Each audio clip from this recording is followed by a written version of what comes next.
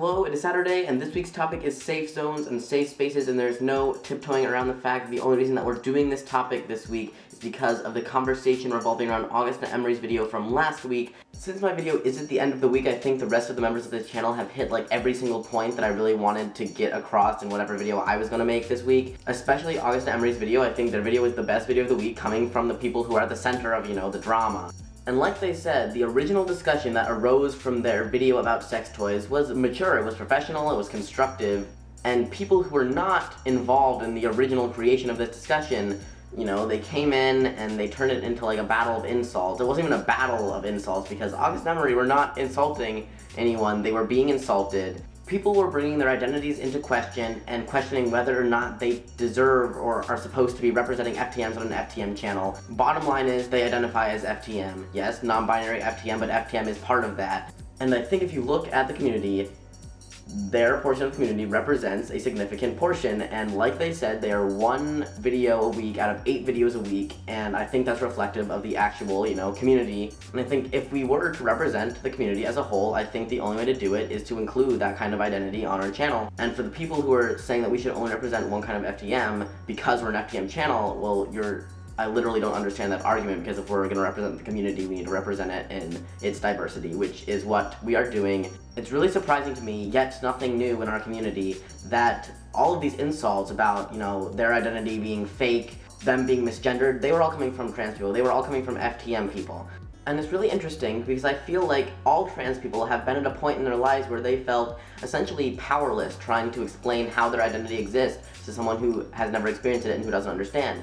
As a trans person trying to explain that you feel like a different gender than what everyone's telling you are to a cis person, it's hard to explain a feeling that somebody else is incapable of feeling. Not only that they were incapable of feeling, but they were unaware that it was a feeling that somebody else could even have. And it's surprising that a trans person who knows that feeling of not being able to tell someone how you're feeling and them not thinking that your feeling is actually a true feeling, would essentially say the same thing to somebody else, saying, what you're telling me your identity is not actually what your identity is, because I know, because I'm this identity and that doesn't match up with this, and blah blah blah blah, and if you felt the way that you felt, then it would be feeling like me, and confusion. This frog is green to the world, to basically everybody. There's a person who looks at this frog, sees it as green, all their friends see it as green, their entire family sees it as green, all of their peers see it as green, no one has ever told them that this is anything other than green.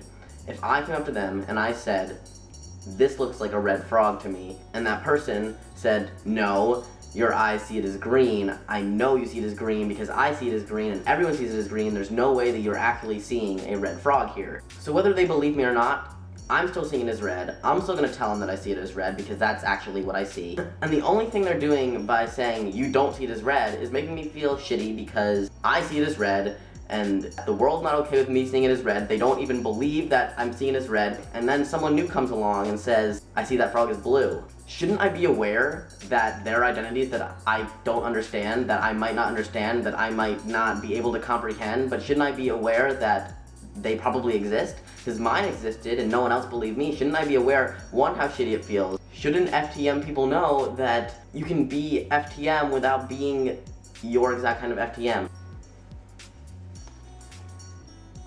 And people who might say, well, yeah, they can still be trans, but they're not FTM. No, they say that they're FTM. They specifically say that they are FTM.